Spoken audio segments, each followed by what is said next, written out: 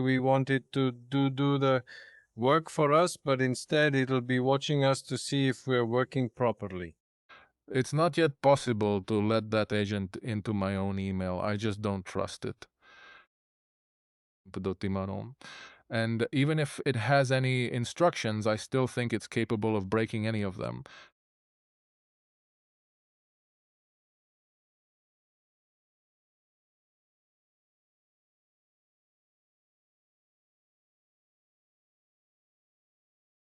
Welcome, ladies and gentlemen, to episode 24. Time flies, doesn't it? Episode 24 of AI Mastermind. Jerka here. I don't know. Some celebration mode after graduation, so hopefully he'll join next time, as it seems he had to celebrate properly. Michel is moving out to say he's from Frenstadt, but can finally say he's broadcasting from Prague. So today we're just not going to ask about that. And I've got an interesting video to and I've got an interesting video to start with. Let me play it, showing how they've managed to deploy humanoid robots in a factory, specifically on a sorting line. This one's job is to turn it label side down and move it back. And here you can see its battery is running low, so there's another one ready in the back.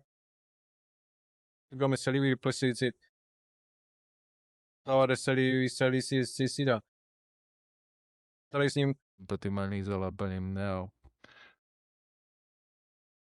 I think in this case, yeah, but it wouldn't be as versatile. It's a specific use case. In this case, it was actually a competition. Down here, you can see it's actually 707 packages, like parcels. So I do have some idle movement every now and then, yeah, but it works. It just jumped right from the start. But then there's this little bit at the end. Here you can see how long they measured it, and here's how many packages the robot did, and how many packages some temp worker did here. Yeah. Time human, it says here. And now you can see the time running out. 2 seconds, 1 second, 0 seconds. The human has 12,900 and the robot only has 12,700. Happens next is interesting. Here he's celebrating the fact that he won, yeah. But Bob over here on the other side of the screen doesn't care at all. And before the human colleagues can have a drink, he'll just keep on sorting, right? Because it's exactly the moment where, even though he's slower, he simply delivers more value over time. Then I just wanted to show how to replace on those belts, which is probably what we're all looking forward to today.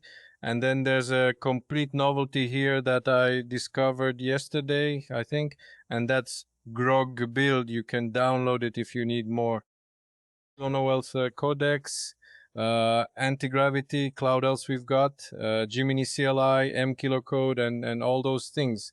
So Grog Build has just been added to this set, which you can download using this command. If you have a paid Odru 5 on X, then you can use it. And besides using it like this, you've also gotten subscription music, which you can connect via API to any other tool. I currently have it connected to my Hermes because it handled more and convinced me. So now the idea is called CML, in case you didn't know. So I set up Gmail for it because that agent mail, Lagoon, I didn't want to send certain things there because I don't know when it's reading them, and I didn't want to send passwords, or I just didn't want to send emails there. I trust Google more in this regard, first of all. And secondly, the Google account you have can be used right away for me to share some spreadsheets in Google Sheets and things like that. So I get a lot more at once, and you can send me emails via Gmail and so on. So as for Grok, I've connected it to Hermes as a fallback. Once my $20 GPT-5.5 runs out, it switches to Grok. It's been running on it for about 2 days now after GPT ran out. and I've only used 5% so far, so it looks like it can handle a bit, and it resets on the first. Now, regarding Hermes or the CML I use, I've just started a new project that I've been planning for a long time, which is since I bought that I wanted to set it up so that messages are automatically sent to an agent that can process them. And before it could do anything with them, information, I set up a second brain, which is a method for processing information. And it's used a lot specifically with Obsidian, which I started using a while back, but I started using it purely as a cloud storage or a notebook. So I write some things there, but I shared it because I didn't want to pay for another Obsidian subscription. I think it's $3 or something like that a month. But I'm like, no, not another subscription. So I just threw it. It's basically in the end, just I put it in, shared it to MD files. So I put it in Dropbox and shared it to his Gmail.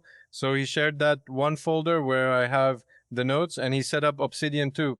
And he actually processes all the messages I upload to the voice recorder. So he recognizes them using the Whisper 3 model for captions and puts it into the inbox and then absorbs it into the second brain. And there's another task running that looks for opportunities from new information. And the next step will be for him to be active. And when he sees that he can solve something proactively on his own, that he'll just solve it proactively, and that he'll just solve it and that's the flow I'm building on my home setup, so I can't show you yet. Here's just a demo of how my map currently looks in Obsidian. And unfortunately, I won't share Obsidian here because it's all internal stuff that I don't want to share. Interrupt you. You mentioned some $3 plan and mentioned Obsidian, but the Obsidian is local, right? So it's free, isn't it? When you have it on your device, or is it some kind of cloud version? Con, as long as you don't want to sync, well, here then, well, and the pricing, it costs $4 a month. If you want to sync between devices, but I synced it via Dropbox, Yeah, and one more thing for the younger generations, could you explain what that CML is? CML, that's the central brain of humanity, and it's from the series Visitors, Adam Bernal. Yourselves, and like today's like 30-year-olds like these guys, they really don't know those shows anymore, man. we're really starting to feel old. Who can clip it from somewhere here? I think it was in the last episode, and how that, what was his name?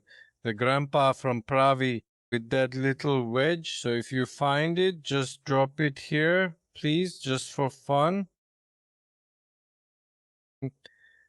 So then I also have a link to a video here, but I don't have audio sharing on, right?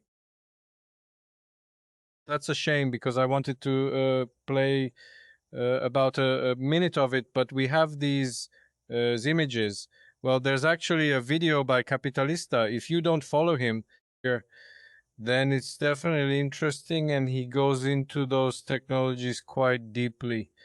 But it's really short. I'll just grab it here. But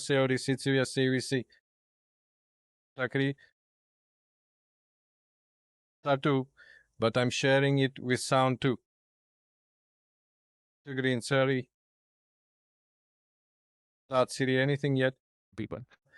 So forget about that. And he explains here that Meta actually uses for recommending those products. And basically, when you go to Facebook or wherever, they use this meta generative ads model, which is GEM, which is a model that you obviously won't get access to, which they use internally. And if you're interested in more detailed information on how Meta uses AI for its own benefit, which means, among other things, to increase their margins and profit, there's a pretty interesting part here from Capitalista to or an interesting clip of how they actually use it there.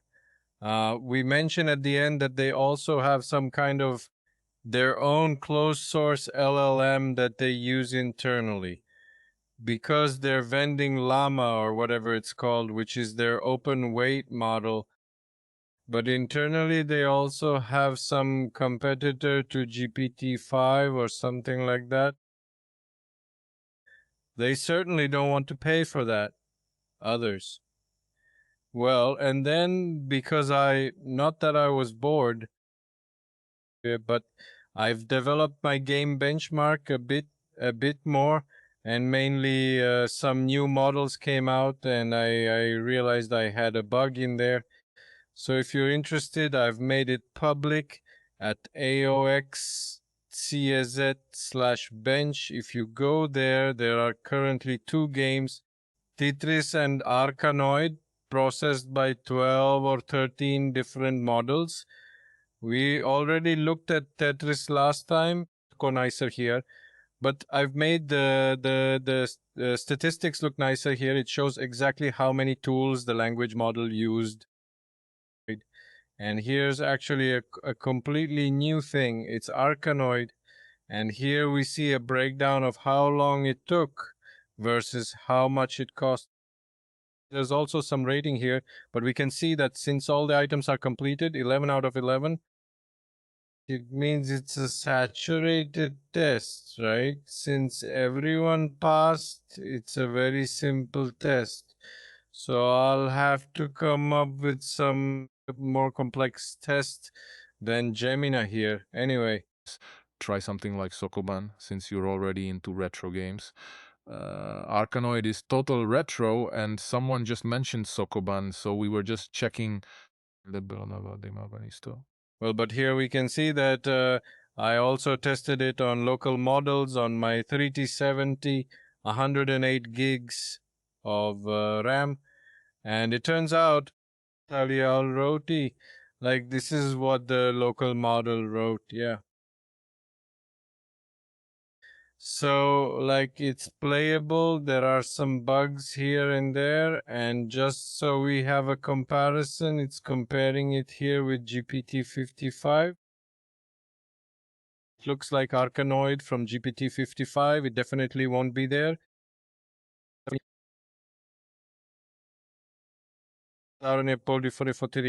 I see it Right. I see it similarly, but I liked the one from our newest edition, specifically 3.5, Gemini 3.5, Flash. That one has sounds too. I don't know if you can hear it right now or not. But it's similar, like with that Tetris. I mean, there are power-ups here, like some kind of bonus falling. Well, so this was written by Gemini 3.5 Flash, which is the most expensive of the cheapest models. Up here, you can see how much water you got and lives. Everything's here. I can choose. We can set it. We can switch the theme. He basically came up with all of this himself.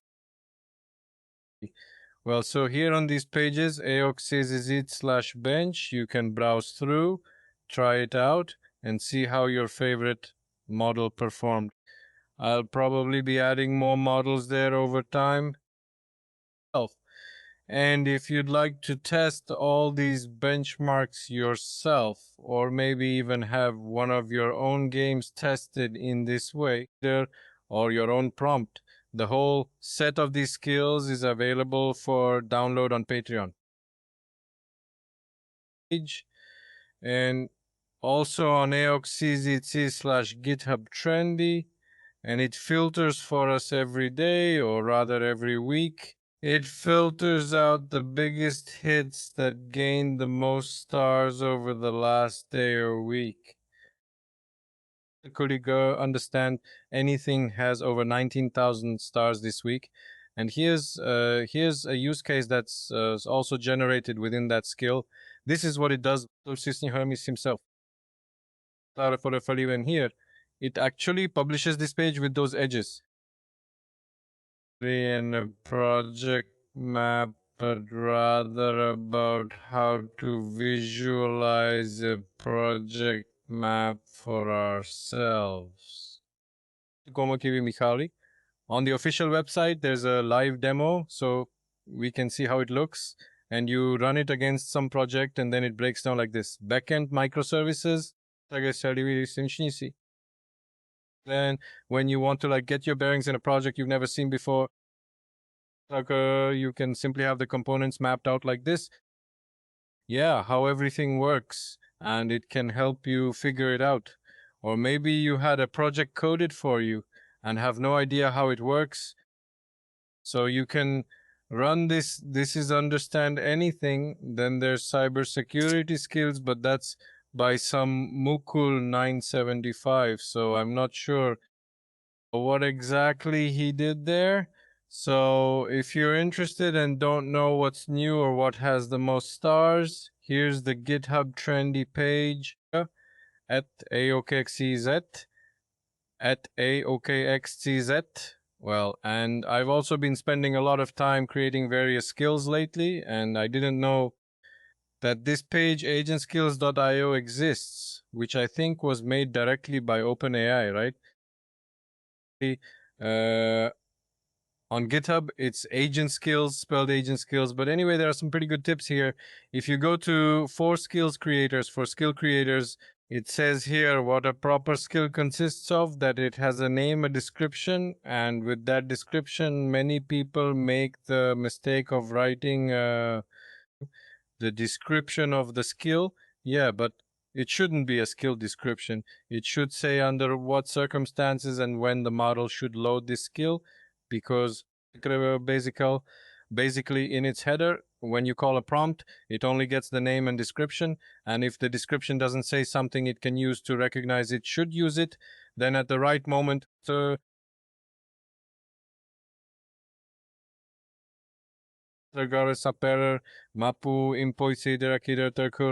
we're dealing with the skills here. So recently Mirek sent me a message saying we had some error in the description, and lots of people go to these models and report errors.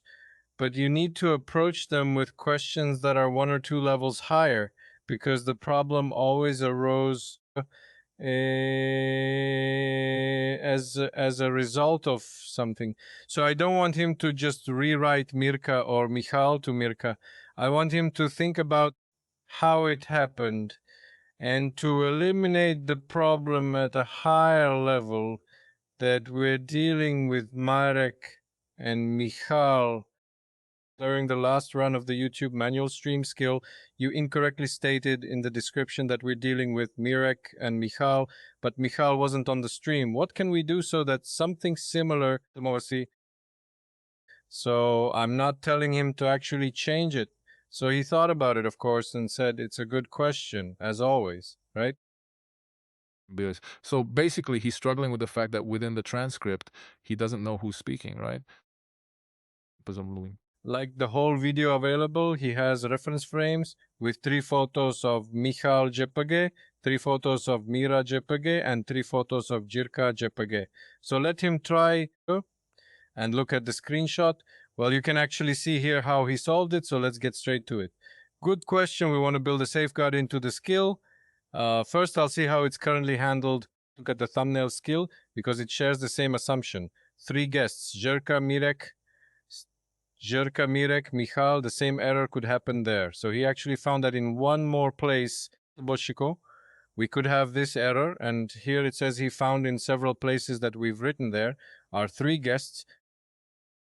But here it says that for the thumbnail, Michal absence was noticed and the script was correctly rewritten for 2 people. And that's exactly because he's looking at the screenshot from the video, and there he sees how many heads there are. He can compare them to the reference photos and figure out who is who. Still can tell from the transcript who's speaking. Unless I address you, Jirka, and it picks up on that, it just doesn't have a chance. I'm dealing with that in the dictaphone recording too, where at best you get user 1, user 2, user 3, but Hermes says that unidentified is more useful to me than if it just guessed wrong. So let it just leave it as unidentified things. because otherwise it could obviously be taken in a completely different way if it thinks someone else said it. And that recognition literally of the voice is something I'll handle. Like in the output, it recognizes how many speakers there were by voice and you can rename them. But in the next run, like when you're on the phone with that specific person, it won't recognize them again. It won't even recognize me in the next call. So I don't know yet how I'll solve it or if I will. Anyway, Hermes said there's some method for how it figures it out, but I haven't dived into it yet. Sure. And this Riverside of yours that we're recording with, can't it do transcripts? It could actually, based on who really can. It does transcripts, but first it takes a long time, and second, the results are messy with Vispera. So I'd rather have the text corrected and it knows who's speaking, but only because it knows who it recorded it from. And that plot, how it recognizes people. Do you have any practical experience with how exactly it recognizes them, or if it makes mistakes there too? Well, I had a call with maybe 5. And it just wrote user 1, 2, 3, 4, 5, how accurate it actually is. I usually checked, and what I said, it just said I. But what the others said, like when you call 2 people out of 5, you don't really know exactly who said what, right? Like if it was user 3 or user 5, so that makes it harder than.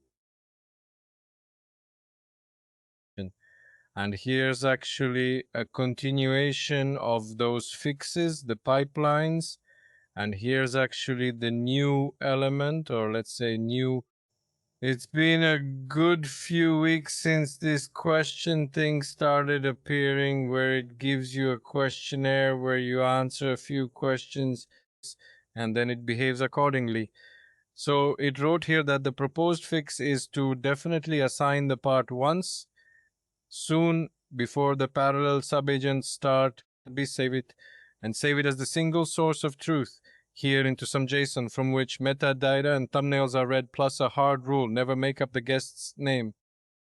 And before I write it into the skill, I want to confirm what you want. So I confirmed that I wanted this, and then it surprised me at the end.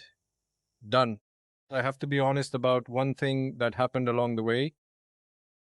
I tried doing that, and definitely let me know in the comments if you'd be interested in like a very shortened cut. We decided we'll put it out, say, with a week's delay or something, and we decided we'll edit it down to 30 minutes and target it more broadly. That means there'll be more of your stuff and less of mine, because mine is unnecessarily technical for most people and yours are more practical types.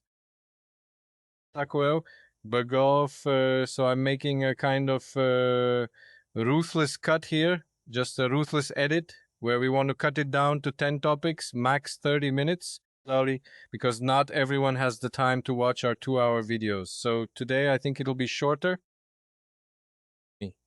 Well, so he was dealing with it here and wanted to be honest with me. One thing that happened accidentally, during testing, I overwrote your zidroj.md. I get it. Some file got overwritten. Like I have everything backed up, but he just, even though I shouldn't have, I overwrote it, but now I'm here and I'm telling you, I overwrote it. So this is actually a great example of how you're constantly like tuning and tuning and tuning that agent. And I'm just like right now phase of frustration too, that you're always tuning it, constantly hitting new edge cases, new stupid things it can come up with. And right now, like I don't see the light at the end of the tunnel, whether this tuning can ever like end. Like in every video, okay, you don't have it extremely polished, like we're tuning it. I hit that bug, yeah. But like, man, it's something every single video. I'll probably have it in the comments at the end, but like right now I'm going through this phase, like it's never ending. Constantly the agent always manages to come up with some new nonsense. Please let me know in the comments so I know I'm not alone in this. She can tell you that right now. But this is a completely new skill that didn't exist. It's not just tweaking something, it's like creating a whole new format where we're editing for a short clip. This one was option and it was an update to existing ones, but honestly, it was just a silly mistake. Something was written wrong, Michal, in the video description. So while he was fixing this error in the description, no, no, while he was making a new skill, creating that new skill, yeah, he broke something completely different and unrelated. So he broke a file that's also needed there, yeah. Next thing, I have this from Patrick Zandel, Vibe Coding CSZ, and 5 things on how to better improve the cloud project.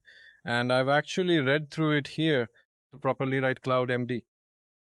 Sir, Sir. And I have to say, I agree with some things, but with others, I actually don't. Basically, my Cloud MD is completely different, and I do documentation in a totally different way. And here, telling the agent to search for how to know it's done, that's great. I use that, of course, when it creates tasks, so it has to enter acceptance criteria. Yeah, otherwise it won't know it's already finished. But then there's this. Look, you're just scrolling through it and moving the mouse fast, but those who are following along have no idea what you're talking about. One viewer even told me that while he's using a string trimmer, for example. So just keep in mind that someone's out there with a string trimmer and has no idea what you're talking about. Well, at least there are these points. Project. Well, I read the headline here. 5 things for a better cloud code project. First is how to properly write Cloud MD. I don't want to get into that because I don't agree with it. Continuously, which is the thing I actually wanted to talk about. I'll click here. For every new significant feature, create a file in DOC in the features folder for every architectural decision, choice of library or pattern, write it in DOC decision. Automation describes why, not what the code does. I can see in the code, I agree with that. Is this a new article like this one? Because it follows on from the vibe about it there, that it's more or less the principle mentioned by that software architect who created his own kind of documentation doctrine. So that's basically it. But for example, I sent this article to my Claude to compare it with what we're doing, and it said we're doing something completely different, but the goal is the same. Yeah. Because one thing is, you don't want to have those, like, I don't need to have, we chose this library because it's smaller and has better tree shaking. Like, why would I need to always inject it there when it sees that the library is already there, right? Like, I don't need it for every code change to have it there, firstly. Secondly, I have those code changes in GitHub or Git or somewhere, and every single commit is linked to a task. And in that task, it's written exactly why it happened and how we solved it. Okay. And secondly and thirdly, I have another document which is called a journal. And into it, at the end of every task, some data about what happened is recorded, but I also distill skill running on it, which tries to identify from those changes what was an architectural decision. And those are basically the only things I want to keep there, architectural decisions. We decided that all data will first be mirrored and only then we'll work on the copy. That's an architectural decision or all, I don't know what. Business logic will always be in this service. or simply an architectural decision, a non-implementation decision. Like we decided to do it this way because simply it would be worse. And what's in the code, I see in the code. So at most links to it, and the change log says here, which we don't want. That's exactly what was in that lecture we attended, where he said that a change log is an anti-pattern. I do a change log, but I do it because it's faster. Then I do a large analysis on top of it, which extracts changes from that change log that are of a more permanent nature. So I have a short-term change log, which then flows into some longer-term memory. And here I took a great thing from there, and that's the architecture decision records, and that's exactly the description of ADR as the abbreviation is called. Victim. Show, yes, it's basically how to correctly make and document, how to document those architectural decisions. So this adr.jirahub.io, send it to your Claude and tell him you want him to record these things into some file inside the project because it's always project specific. Now wait, just so I understand, you said that you actually don't want to record decisions in those doc/decisions, but now you're saying that ADR's architectural decisions. I said that you don't want to record logs and that, or maybe I have a different opinion on what an architectural decision is than someone else, but it just doesn't add up for me here. I'm just trying to understand the difference between those doc/decisions and the ADRs. Doc/decisions is ADR. There's no difference. In an ideal case, you should have the same thing. I was opposing having docs log because, like a change log, I just don't want to keep it in the project because the change log is kept in GitHub issues, and in a change log, we don't talk about the versioning system. So why mess it up? Be strict today, or if you said it before, you might get confused. It doesn't matter. It's fine. Anyway, we get it now. Super. Thanks. Right? Circus style thumbnails. Someone wrote here for the next episode. Why is it that with the growth of AI, these carnival style YouTube thumbnails with the open mouth are multiplying so brutally as if someone shoved a red hot rod up the author's back, blah, blah. And a click-through rate of 20 or 40% makes a difference. I've prepared something here, so you could take a look. This is AI Mastermind 21, and there are 3 different thumbnails here. I'd personally prefer, for example, or this one, Bazaar versus Mac Studio, or this one, 12 million just cured cancer, but these two are around 30%, while this GPT-6 one is a monster. The mouth, it's at 40.11%, and you have to admit that since we spend all these hours here, and the fact that we filmed for 2 hours means we had to spend at least several times as many hours in total, spend at least prep or the editing and other things associated with it. So when you take the time, and I'm putting energy into it, so I want more people to see it, that just makes sense. I've also got Mastermind 19 here, where we don't have an open mouth. Michal just has a face palm here, but we can see that among the thumbnails that look kind of human and casual, there's one that mentions Atlassian wants your data, they're training AI directly on you, so there's Opus 4.7, 9%. Then there's Opus 4.7 Genius or Retard, the test that exposed it, which has 33%. Or AI is taking our jobs, 43%. Well, that's like Mira with an open mouth. Yeah, Mira with an open mouth and Michal facepalm. Well, it's not on the others, and I don't know if it's really an open mouth, but if an open mouth gets 10 to 20% more views on those videos, then I apologize, but it's worth it to me. Click more on images with a closed mouth, and you'll get images with a closed mouth because every video goes through an A-B test.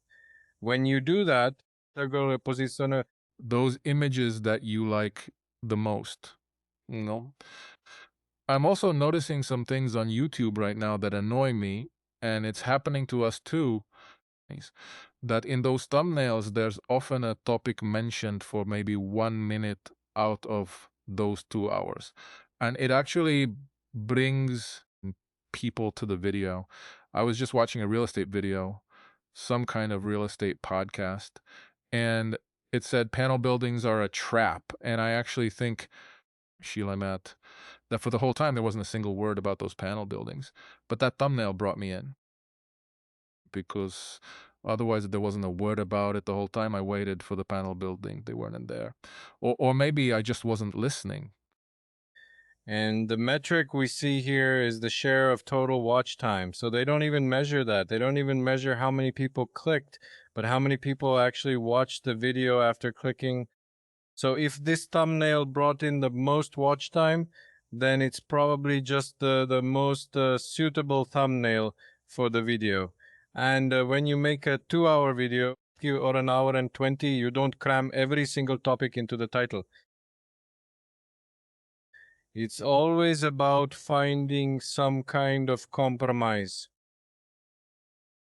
So let us know in the comments how you like our thumbnails, whether we should keep our mouths closed or go completely unhinged and have our mouths wide open across the whole face. Yes, here we have some news from Google. Not that they've had few updates this past week, they've probably released about 12 different things. But Gemini Spark got a bit overlooked. I don't know if you know about it.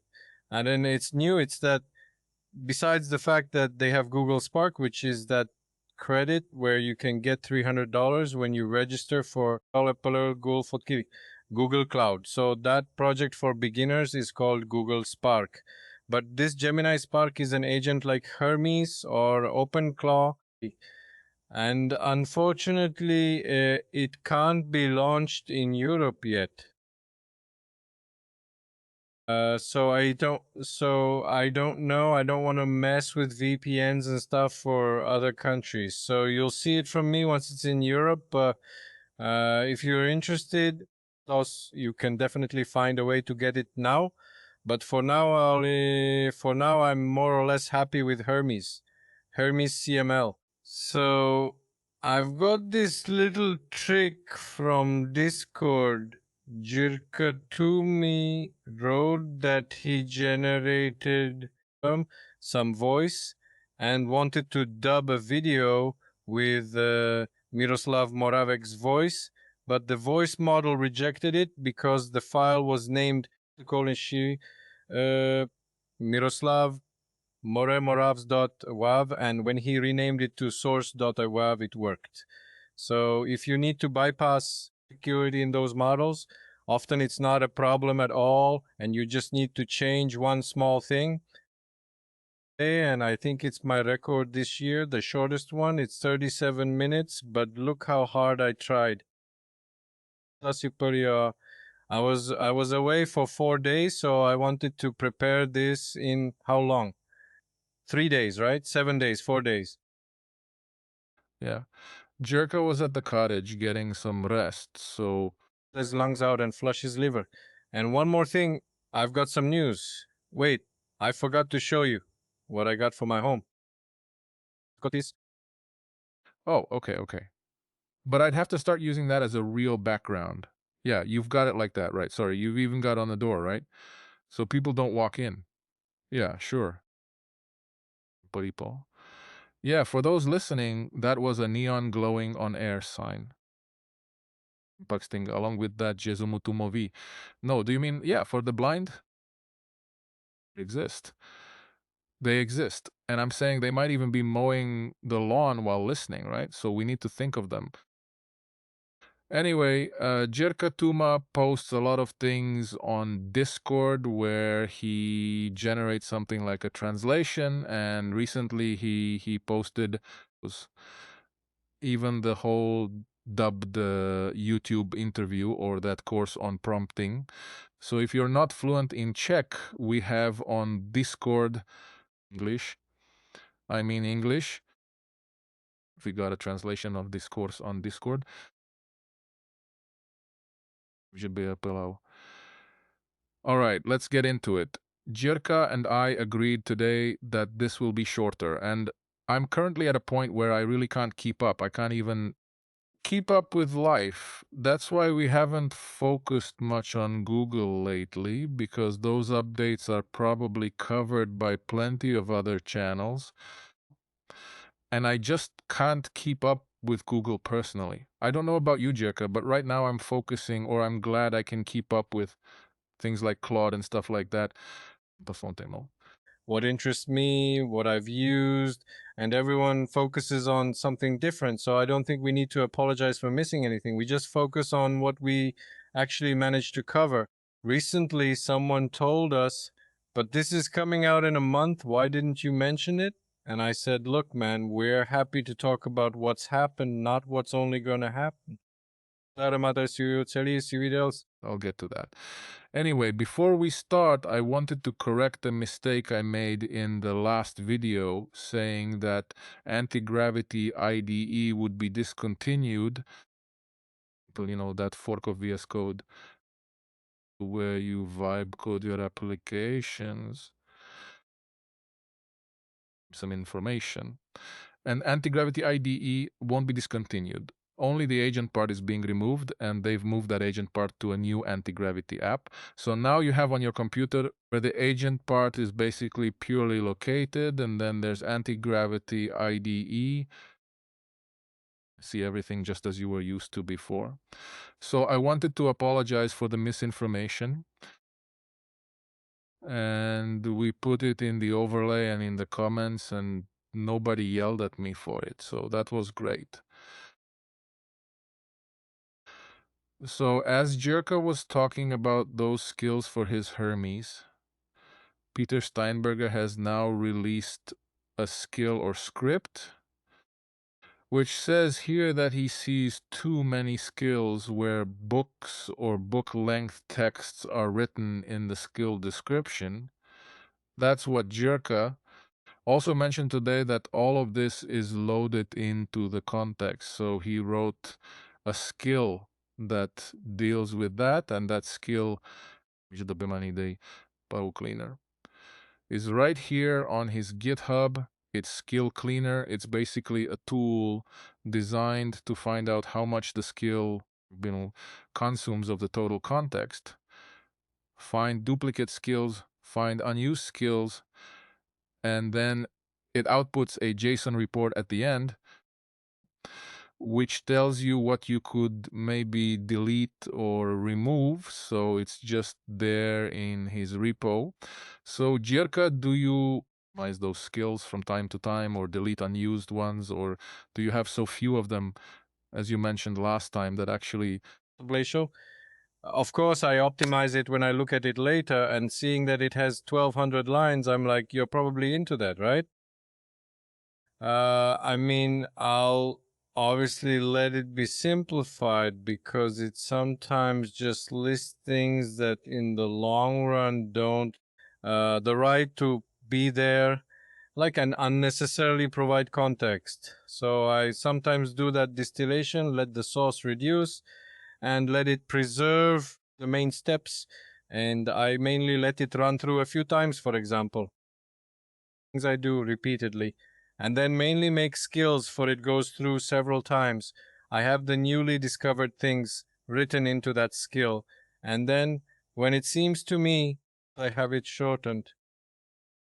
So that's how I make skills.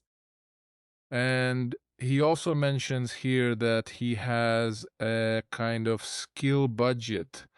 It's like his benchmark that the skill shouldn't take up to him more than 2% of the total context. So that's just a little curiosity. I had it much better prepared, but right before the round, the cloud extension in the Comet browser crashed, and all those summaries that I had here just disappeared. And lately, I've been noticing it's glitching quite a bit, like it doesn't want to respond, built answers and stuff. So, like, the theme of this week is that most things aren't working for me or are breaking. And I also wanted to mention how Jirka was shocked earlier, Bishan, that I had 6,700 unread emails. So I've sorted it out now. Didn't even want to. A cloud extension handled it for me. No. It didn't delete them, but it archived everything. So I thought, okay, I really had too much in there, you know. So I opened the extension and started feeding it emails that it should just filter and archive. And it just clicked like it searched for the email. Then, when it found 300 messages from that sender, it clicked select all messages, so that I could then just click archive. And I did this for maybe 15 different email addresses, and I kept adding more and more, just more and more of those addresses into a single prompt. And after I gave it about 5 addresses, I came back after about 10 minutes, operational, and I was looking at inbox 0 here. He just misclicked somewhere and marked that the sender in some way, it was some Google notification or something.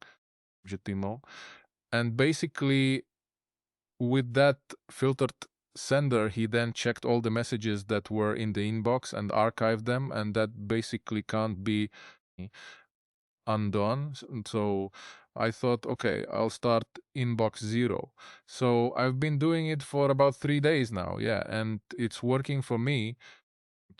That's why you're so exhausted, reading everything all at once. Well, I read everything. I'm filtering everything now. I have a shortcut for that here. I have a shortcut actually in the cloud, in the extension. Here in settings are the shortcuts, and here I have the summary. Yeah, I'm somewhere else again.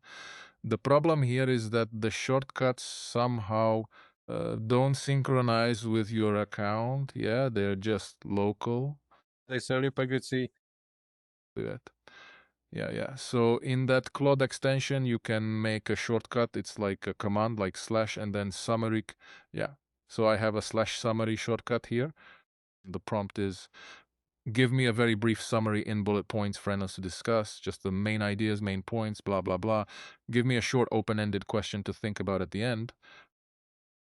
You save that, and then actually when you have any article or something here, for example, it doesn't matter, it's not an article, but I'll open the extension, put up summary here, enter. Put Bala command. It works exactly like skills, except it's in the sidebar, right? Works in the sidebar. It's just that they don't sync with your account. They're just local to this browser. So they're only in this browser. The skills then. Yes, exactly. So I have to go to a skill. They call it a shortcut here for the way it actually throws Shilas into a filter. So he opens Gmail settings here. I don't want to open all the settings, and then filters, and there he sets the filter to skip inbox and categorize it, for example, under AI newsletters labels. I've got a better filter, right? Just type up Musporoch in the search here, then select all and block all the senders. Emails containing albermas, and you just block them. Okay, that's pretty radical. But Google has some pretty good tricks in the search. If you follow Claude, he uses various commands a lot here, filters. He's pretty good, right? He's like a real Gmail power user. It's just that unfortunately he selected every single message and archived them. And that's actually why I haven't given any of my agents access to my email yet, and I solved it by for him. I forgot to mention I wanted to share a great use case I just had with my Herme. I needed new car insurance. I have 2 company cars, purchase agreements and insurance policies. Some papers I found in Gmail to his Gmail account, and then I messaged him on WhatsApp. I've emailed you the information about my cars. I need a request for the broker to suggest a new policy, and he wrote it in a way that I would never have written it myself. Because he summarized absolutely everything, I'll just open it here quickly. Here. For these two vehicles. And he wrote, I'd like a quote insurance for these two vehicles. Kia, blah, blah, registration number, VIN, year of first registration, policyholder, current tailored car insurance product, current liability insurance, insurance period from to, like I definitely forget something. And he wrote it down. Yeah, also fuel, gas, 103 kilowatts, since he wrote everything there and he called me today, that insurance called me from some e-insurance or one of those comparisons sites or whatever, and he kept asking things and I just kept saying, you've got it all in that email, right? So he didn't have a single question for me that hadn't already been answered. So it's like great. And now that he has all this info about the cars, he can keep track of it. He already knows everything. So if I ask something, he'll find it. And if I ask when my technical inspection expires, he'll know, right? That he's supposed to let me know when my technical inspection is about to expire. But yeah, Bill, I know. Well, and then he can check the policy to see if it actually contains what you agreed on. If you had a transcript, you could have it compared with that too. That's done automatically. I'm still curious to see what it'll actually look like once it all starts working. So I heard you're having trouble with this job, so I went ahead a bit, and here it is finished. It just worked out for me. Well, so much for my inbox zero, involuntary as it was, but I'm enjoying it now and I've applied it to all my emails. But it's exactly as you say, for me, it's not yet possible to let the agent to my own email. I don't trust it. And even if it has any instructions, I still think it's capable of breaking anything, and I'm glad it didn't delete those things. Sorry. And I didn't actually I took it pretty lightly. I didn't make any backup or anything beforehand. I told myself this is a simple task, just to archive a specific sender, and it still failed anyway.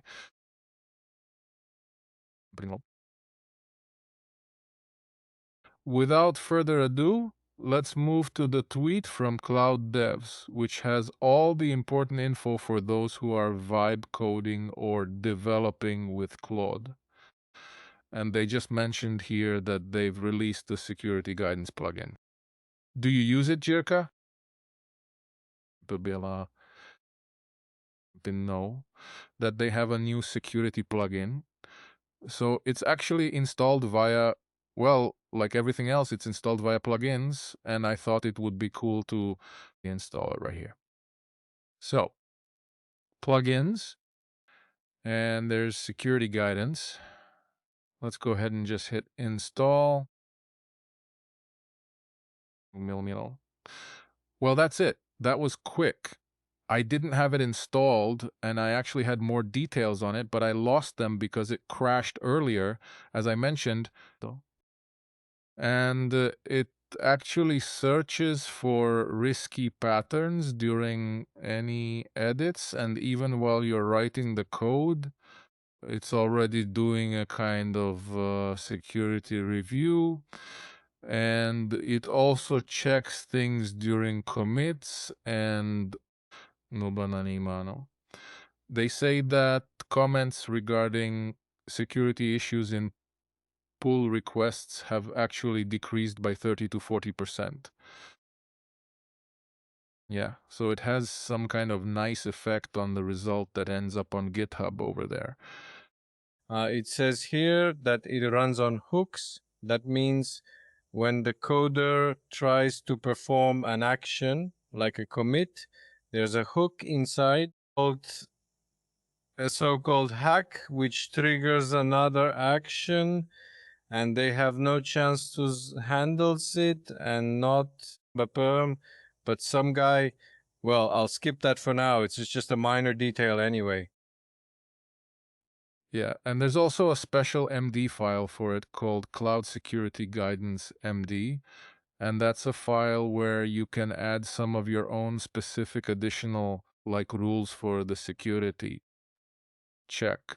So it's a new official plugin. It looks like it's 19 hours old. It's completely this information. Just a post on X from a lady saying she's leaving Palantir to go work at Anthropic as a spiritual alignment researcher. So, like, a researcher for some kind of spiritual tuning of the model.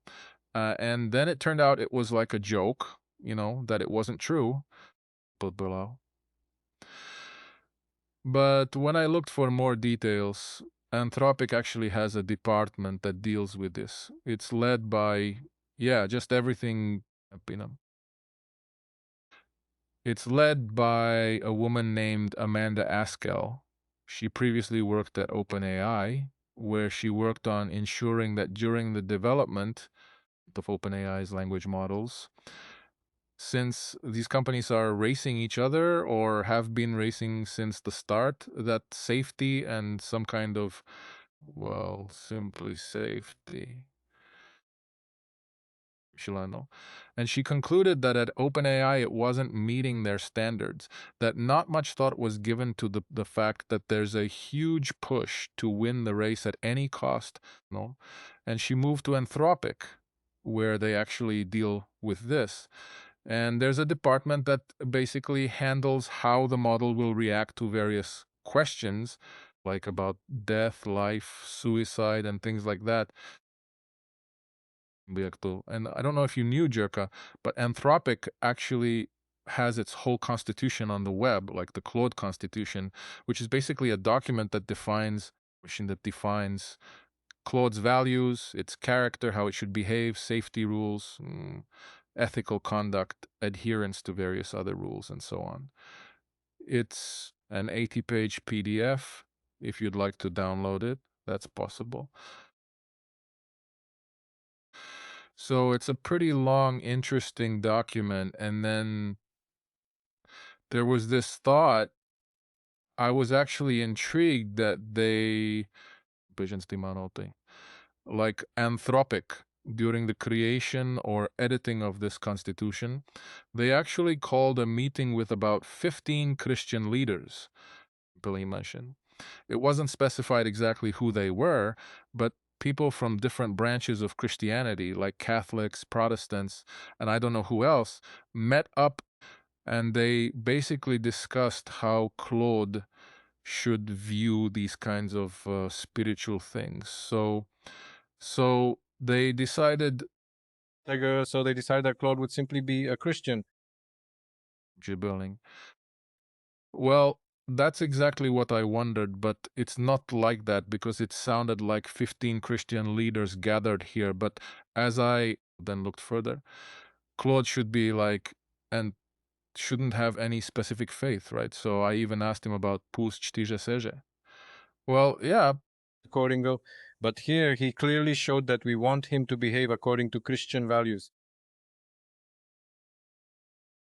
Well, because otherwise they would have gathered other spiritual leaders if he were to behave according to Buddhist or Islamic values, right?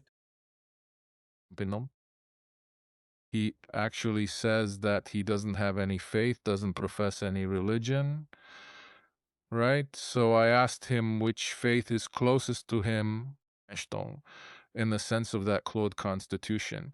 And it says that, like, it's not derived from any religious tradition, and that it's more interested in, like, the general theme of human rights, not causing harm and being honest and helpful. And that, like, the most similar thing is its approach is like Stoicism, which isn't exactly a religion, but like that's probably closest to it, focusing on what it can influence, fallibility, trying to act reasonably and without ego. And so, then some humanism and enlightenment ethics emphasizing reason, evidence, human autonomy, and dignity. And I was also wondering, like, but that These are just analogies, not that it's like a member of this kind of movement, like it doesn't believe in anything. Its principles just have similar contours, right? There was also something here that from religious Oh, Sebastian send him the link to the institute. You know he knows he has to read it. the well, I assume it's like part of his training. Well, he is. It's because trained a while back. They've been making some changes now, so it might not be in the tofu section yet. I was also from religious traditions, you could find traits of Buddhism, non attachment to the self, striving to reduce suffering, impartiality. Well, do not do to others what you wouldn't want done to yourself. So Claude has traits of a Buddhist, allegedly, or at least that's what he says. People People have said a lot about that. me, but man. So I really apologize for today, like for my performance today. Someone recently praised me in the comments saying I'm improving, but today it's worse.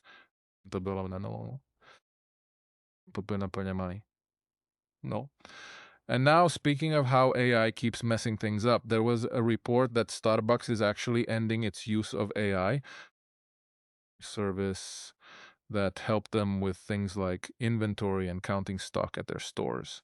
Yeah. Also, just a side note, Reuters doesn't want to allow the extension on their site, so we'll read it somewhere else on Gizmodo. Yeah, great. It's still planning here. Well, this is fancy. Anyway, it's a tool.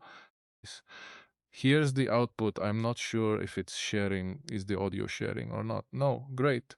And here they actually started using this tool, which when you have it on your phone or tablet, it actually counts the individual items on the shelves in the stores and so on.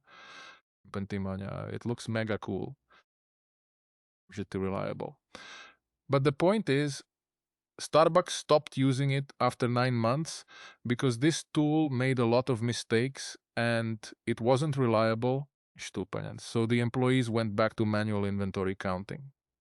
It's not that they're completely abandoning all AI technologies, but maybe this one specific thing they just canceled. But like the idea seemed great to me. Yeah, like it looks good. And maybe for some regular things in a single layer it could be used. But as you can see there, they have candies on the shelf, so it can't see to the back since the shelf is so. Well, I think during that movement it sees the various sharp edges of it. And you see the numbers changing as it well. So it's also a matter of Polina who's holding it in their hand and how, right? What's interesting is Starbucks doesn't have some crazy assortment. Like it's not a full-on store with a million items, you know. They keep it pretty, I'd say. I think they could easily have like 100 items in their assortment, no problem. This failed here and Starbucks canceled it. Then Pizza Hut, right? So one of their franchisees in America who operates about great, here we go again, who operates about 100 locations, is now suing the parent company Pizza Hut for $100 million in damages because he says that they then implemented actually an AI system for delivery or delivery optimization, and their year-on-year revenue dropped by 10%. So in the end, the delivery of those orders started getting delayed. So now there's actually a full-on lawsuit happening. Another example of a fail where something was deployed to help, but in the end, it just started causing friction for the company. Since we're talking about fast food and food, now this is an older thing from February, but I noticed that Burger King in the US is putting into the headsets of the people who take your order, or I don't know if everyone wears them when serving you, but They're adding AI monitoring that constantly listens and analyzes bill item. Whether the employee is polite enough to the customers, if they say please and thank you, if they offer, I don't know, some add-on items. And like this is starting to become total big brother. But I mean, it's also meant to help them answer questions like how much bacon goes in this burger and so on. So it should have some positive benefit. But what do you think about it, Jirka? Like AI listening to every single employee, and the manager can see in real time on a dashboard how polite the employee is, whether they're offering things or not. It's like Big Brother, totally. Factor potentially, I think it's actually the exact opposite. I mean, when you think about it, what we wanted from AI was for it to simply empty the dishwasher, iron the clothes, put them away, vacuum and rake the garden so that we'd have time to sing and paint, you know? But instead, AI can sing and paint perfectly, and we're left to wash the dishes and iron shirts. And that's exactly it here. We wanted it to do the work for us, but instead it'll be watching us to see if we're working well. So it's kind of twisting in certain directions we didn't expect and maybe didn't even want. Shilani. I think in Europe it'll probably hit some GDPR issues, the problem of non-stop recording of everyone. In Europe, there'll definitely be a problem. And in that context, Gartner, which is a large global research agency, has a summary here, and some numbers caught my eye regarding these AI agent projects. Gartner says they think more than 40% of these projects will be canceled by 2027. That companies have jumped on these AI agent things now, but they're still just early experiments. There's a lot of hype, and the real business value isn't there.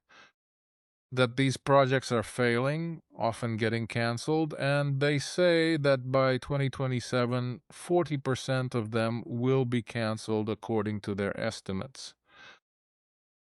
So, on top of the fact that thousands and hundreds of thousands of different AI projects were created, and if they expect to cancel only 40%, then I'd consider that almost like standard waste.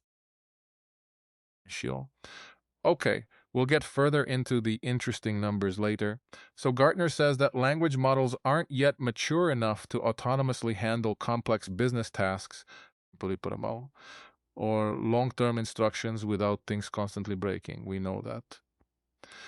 And it turns out that agent integration is technically very complex and costly. And I basically encounter this every day where the marketing ideas of these business owners are like really plugs into their data, and it just works and does everything immediately. And in the end, those projects they aren't even that much AI, but rather classic software projects, automation. It's just classic software development with some light AI elements. But much more of the work is actually classic software work. And before that, often defining the processes that the client doesn't even know they have or need. That only once you define the process, only once you define that processor can you start automating it in some way. And in those companies too, processes often aren't defined, or if they are, they aren't followed. So basically you're dealing with deploying something into a process that essentially doesn't work. So it's interesting, and I see it as a kind of hitting a wall that many owners experience when it starts to be actually deployed. And they say at Gartner that by 2028, those kinds of daily work autonomous agent things, or an agent will handle percent of these autonomous, like daily work matters. So, like the way we have this idea now that agents will take over all the work, well, Gardner says that in 2 years it'll be like only 15%. So, like, Well, but like based on what? Because I can imagine that they'll solve 100% of standing at a desk and turning a package label down, or car driving too, sooner or later. Like it'll handle like 95%. But at the same time, I agree that in some areas it'll still take a very long time.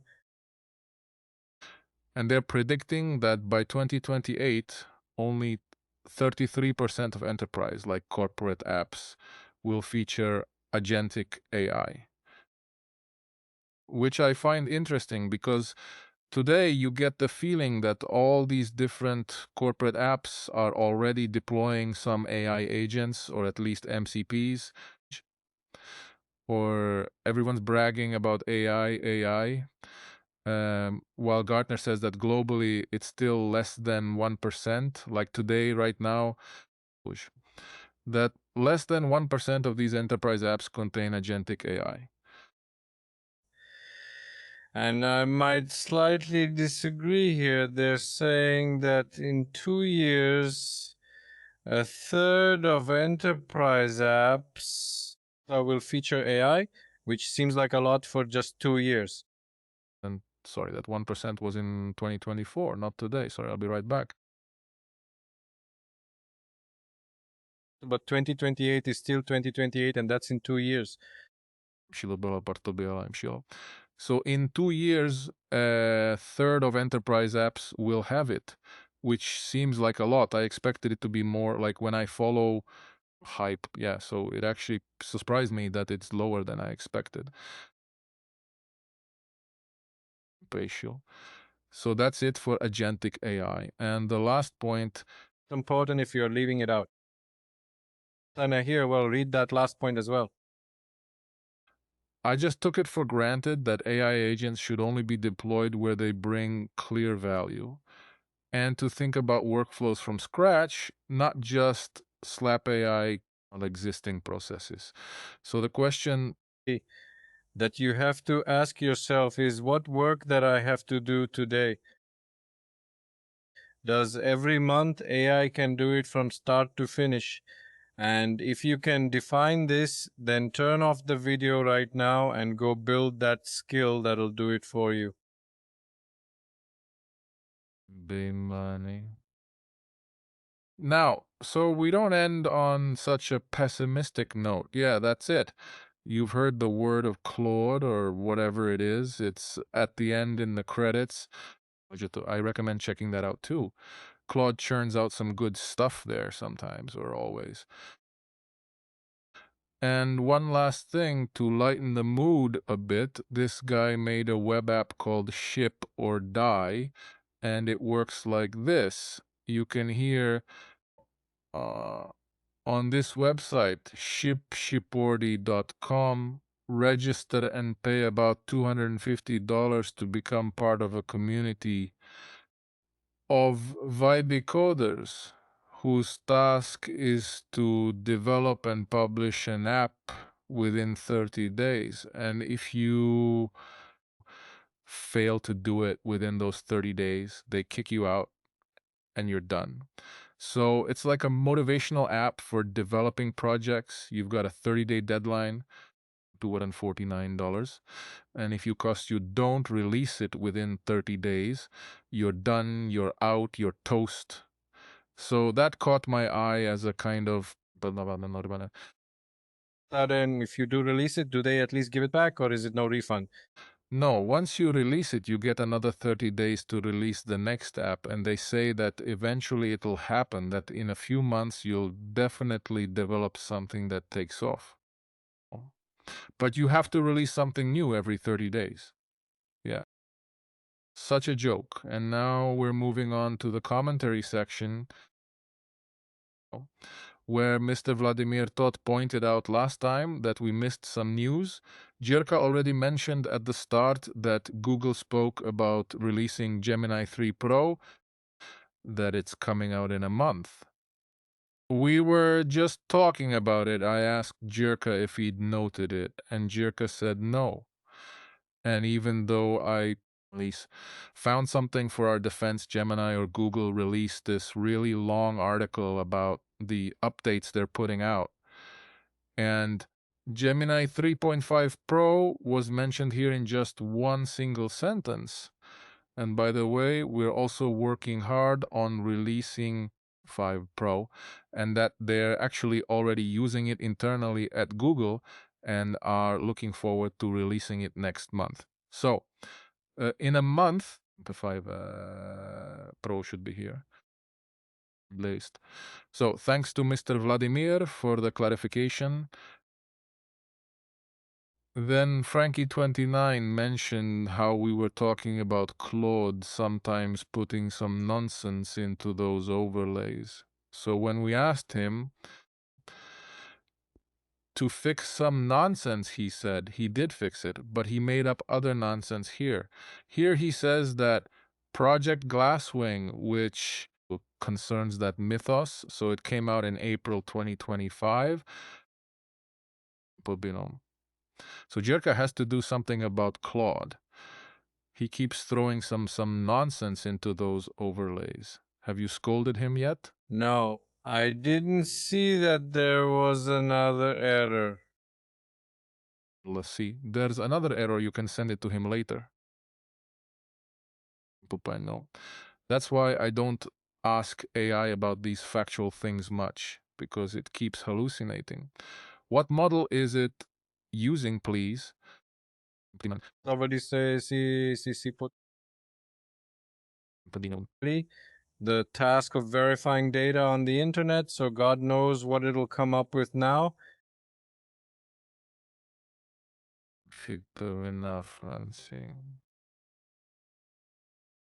and I was also amused that the guy with the AI music was such a hit, as I mentioned, Tamir Drum and Bass Check.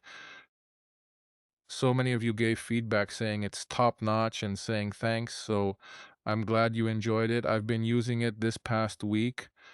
And Tamir also has various language versions like German, French, Polish, Slovak, Romanian, and they're all like super drum and bass. So I've been using Tamir since last week, a day.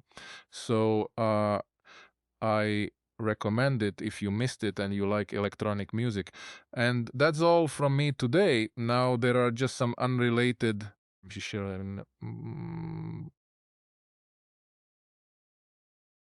Yeah, we got through it pretty quickly today. What about How are you doing for time right now? question?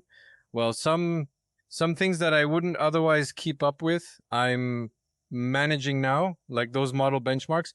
I've actually written a skill for that, and I work like always 1 or 2 levels above the problem I'm solving. So I don't actually prompt for Tetris to be created.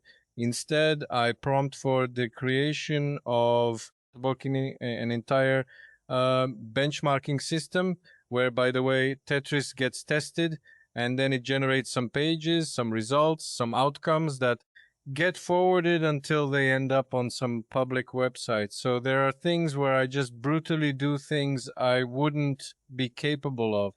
And if I did it manually, if I if I ran open code, I'd have to load each model in LM Studio.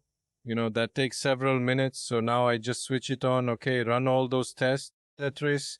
Then they do it for Arkanoid, including the local models. And I turn it on. I don't even know it's running. It's just running there in the background. And when I remember the next day, it's already finished. And then there are things where it annoys me that I can't keep up, but it's not like